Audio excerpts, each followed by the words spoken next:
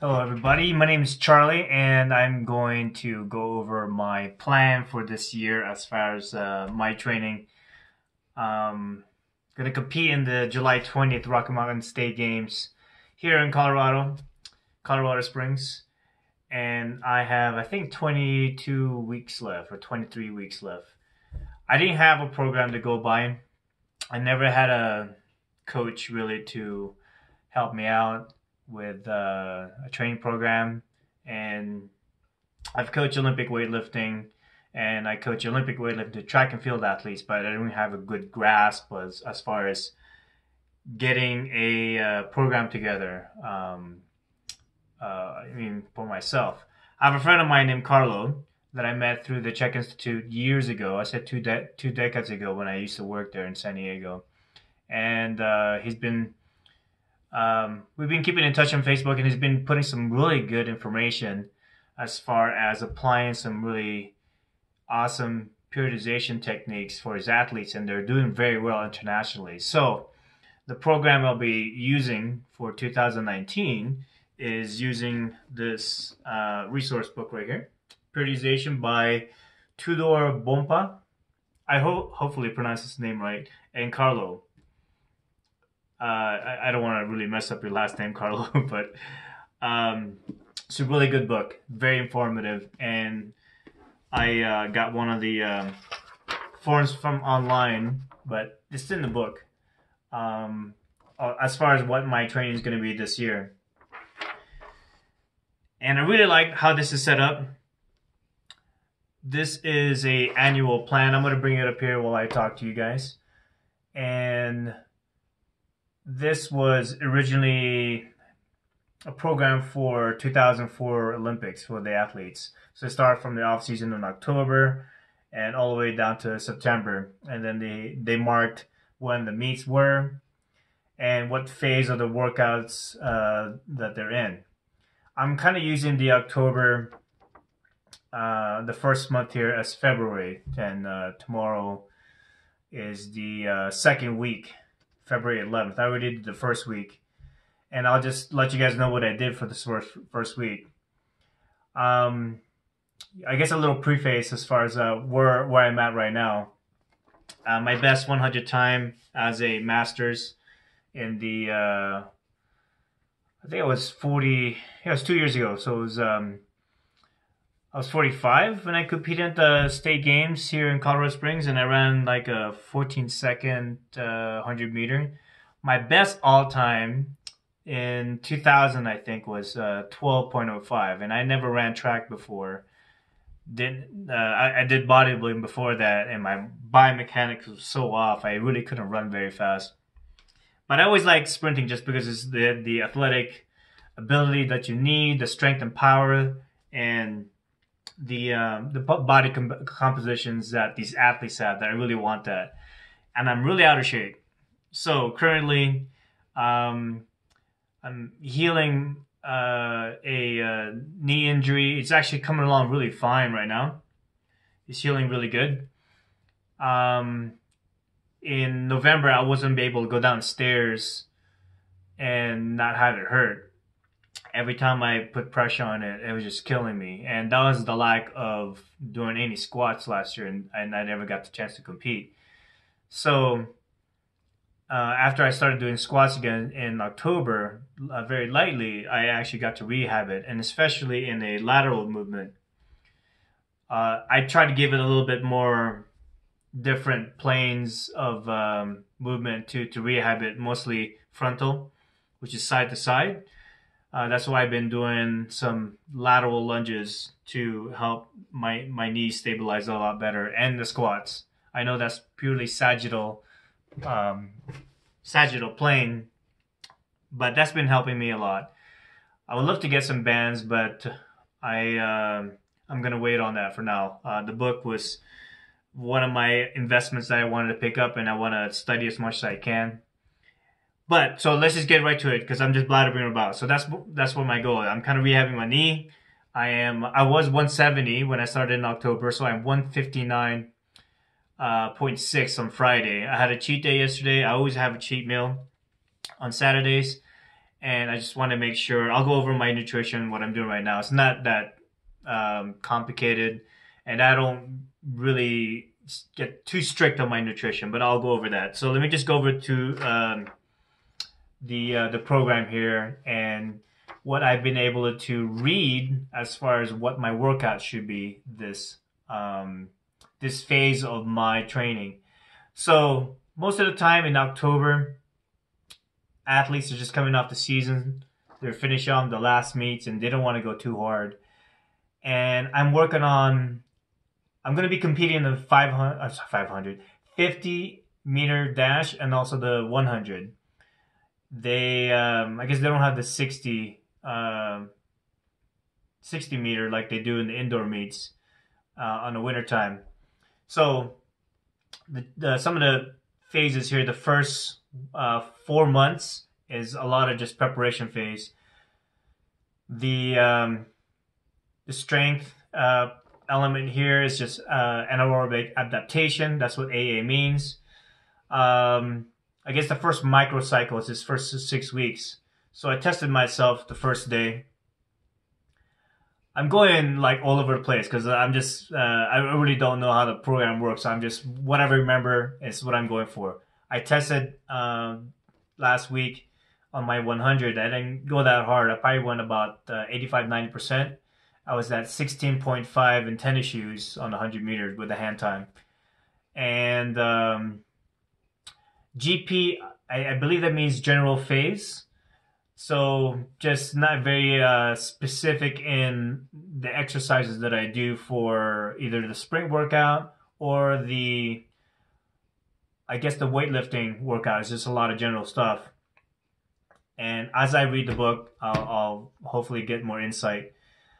The speed, I'm just doing some general conditioning. There's no speed element in the first 2 weeks. So I'm in the second week this time around.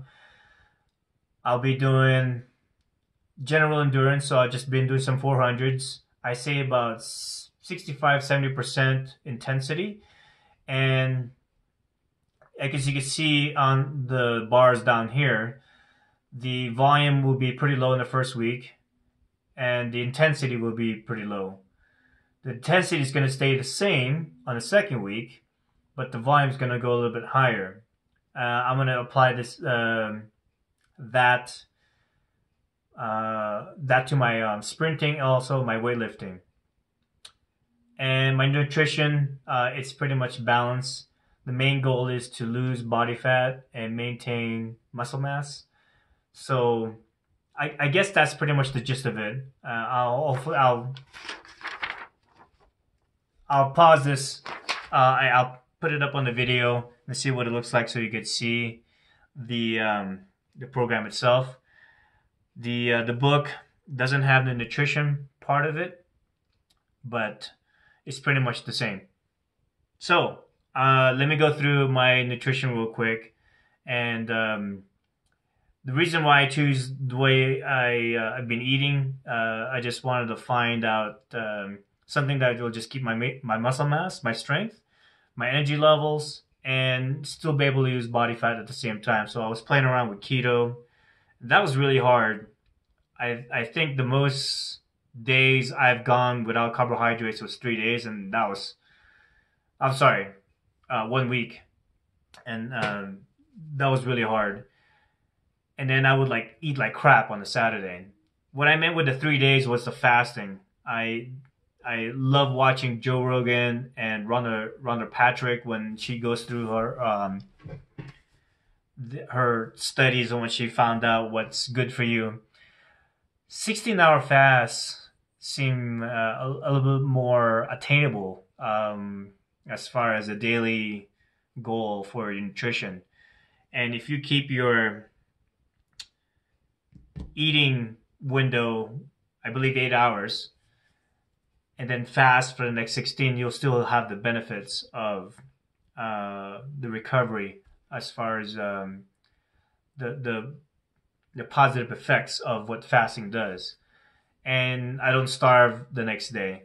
So I'll go through real quick what my nutrition plan is. And basically, when I wake up at or at 8 o'clock in the morning, it's after my 16-hour fast. Um, you just have a protein shake and mixed it with some peanut butter and also some cacao. I made a video about what my morning meal is. It's just this nice little snack. I don't want to be too heavy. I really like just having a small meal to get me going for the day and nothing heavy that sits in my stomach. So that's meal one. And then after my workout in the afternoon, I would have some chicken thigh, which is, I used to just do 2 meals. It was really low. I was surprised that I didn't lose that much muscle.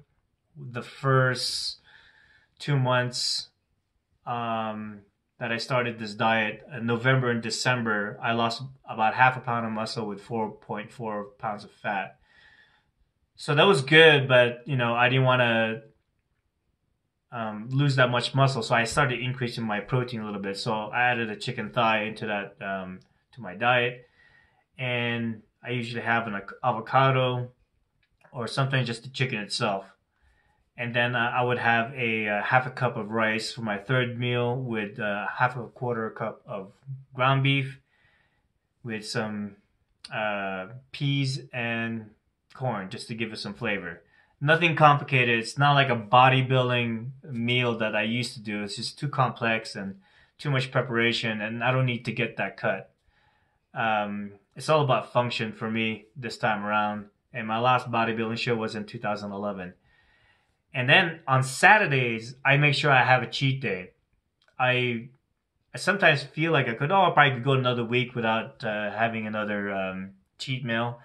But I found that if I even have one meal, like yesterday, I went to Five Guys and I had a double cheeseburger. Wait, double double cheeseburger with bacon, and that was enough for me.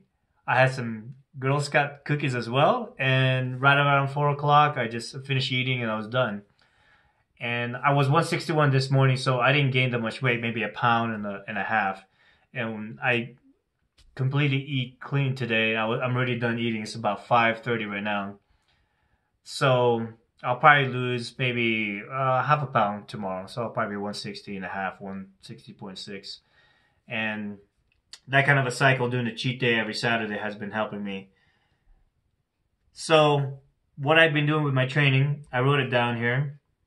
Since the first week out of this chart is just your basics, you want to adapt your sprinting with your weightlifting. I only do 2 sets of 400 meters. Very easy, very light. I don't go that fast. I'm trying to build my muscles to adapt with the strength training. And there's another window here that I actually need to open up that describes how much. Let me go through my workout real quick and explain the frequency for each of the weightlifting, plyometrics, and sprint training for each of those elements. But I did the 400s 3 times last week. I did it on. I had to do it on a Sunday, Wednesday, and then yesterday, Saturday. 2 sets, 400s. The fastest I got to was 142, and I was trying to stay within the 150 2-minute mark, and I was really just working on my form and getting the conditioning in. I try not to go too hard, but I end up running a little faster than I thought.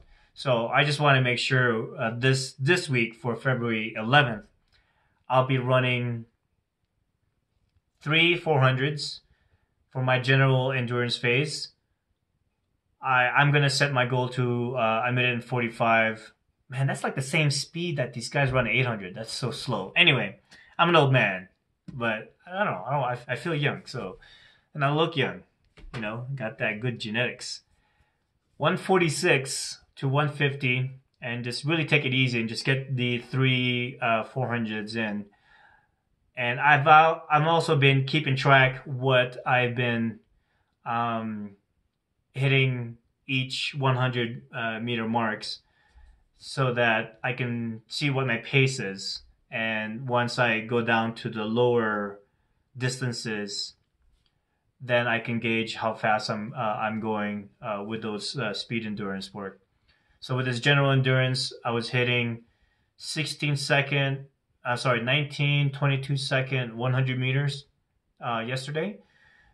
46 seconds on the 200, about a minute and 15, minute 17 on the 300 mark, and then when I finish, it's about 142, 143. So, excuse me. And then for my weightlifting on Monday, start off with I used to do a 25-minute walk at the gym to just relax my body after I do my sprint workout. I'll do the lateral lunges to help stabilize my knee. I'll do 3 sets of 90 pounds or 40 kilos, right around there. 12 repetitions per 3 sets. And then I'll go do, I love doing full squats still because I did Olympic weightlifting. So I'll probably warm up with the bar, maybe 135 pounds, and just get the reps in with a full squat.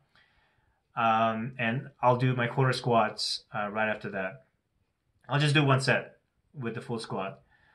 The interesting study about the difference in effects with the full squat, half squat, and the quarter squat, it was quite amazing to me. And it was posted on one of Carlo's posts on his Facebook group. It is the ISCI, International Strength Conditioning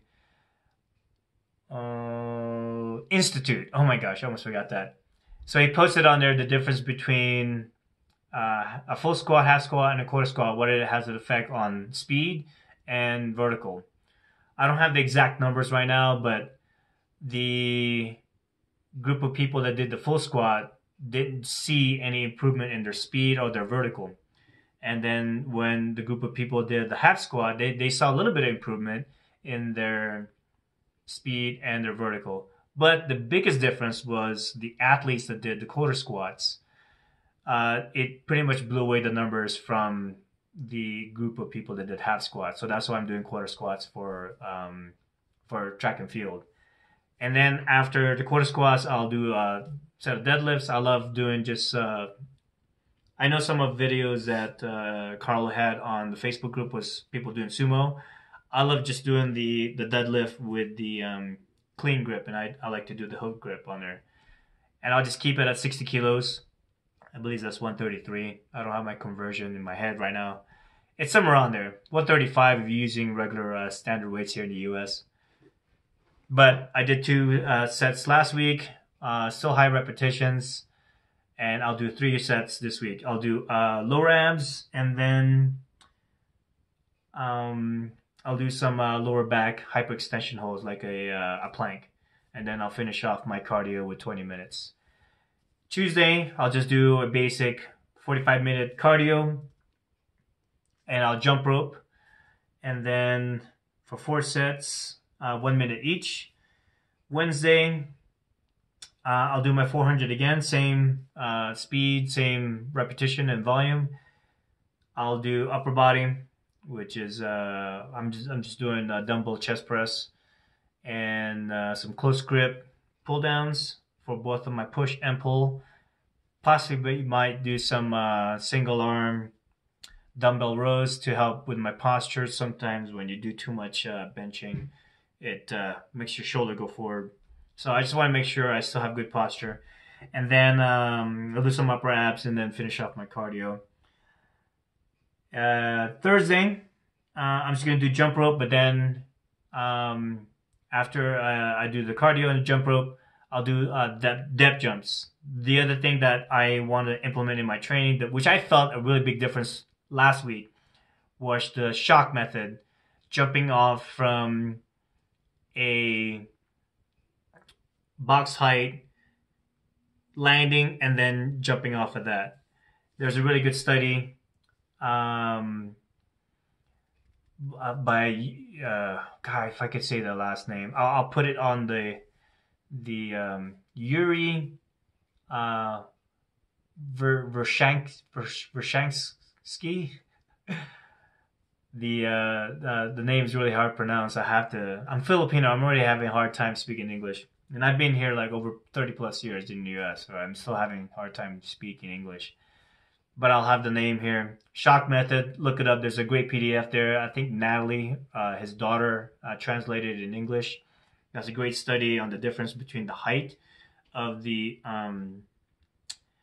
athlete jumping and or landing and then jumping off.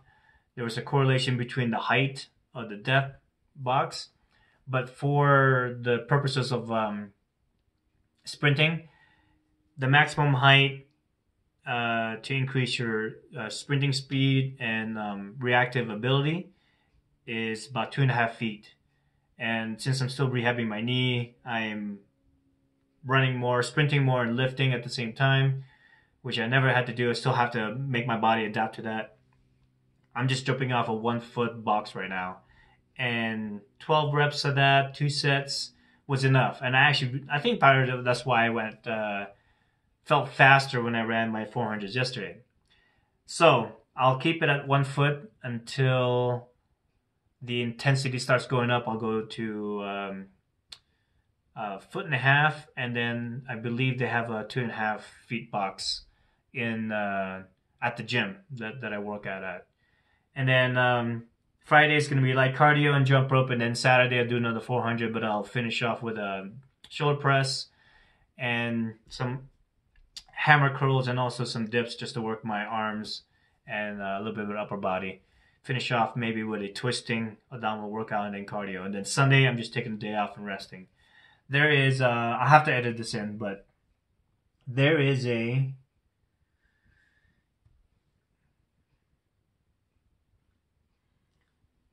so the general preparation phase is about 9 weeks. Let me look through here. Okay, so that's right here. If you look GP, it goes about, roughly 9 weeks. Yep. I can see this microcycle right here. And it kind of tells me I have a good idea as far as like, there's going to be 29 strength training sessions, 45 track sessions, and 2,300 plyo contacts during that time period. I believe the way I split this up or calculated it, it's about 5 times a week for the track sessions, and I'm only doing 3 because that's all I can handle with my business and with the training time that I have. Strength training, which is about 3 times a week, and plyo contacts is about 250 times a week. So I probably need to up my plyo contacts more. I don't know if my jump rope really falls into that category as far as plyo contacts, but I gotta find another way to add a track workout in, 2 more in. That's gonna be tough, but it's all general stuff, so it could be lighter or much slower tempo work than what I've been doing. So maybe a little bit faster 400 and then like really, really slow jog on the other 2 days. But we'll see. It's just hard with I'm self-employed, so it's hard to find the time to do all the workouts, but this is kind of my passion.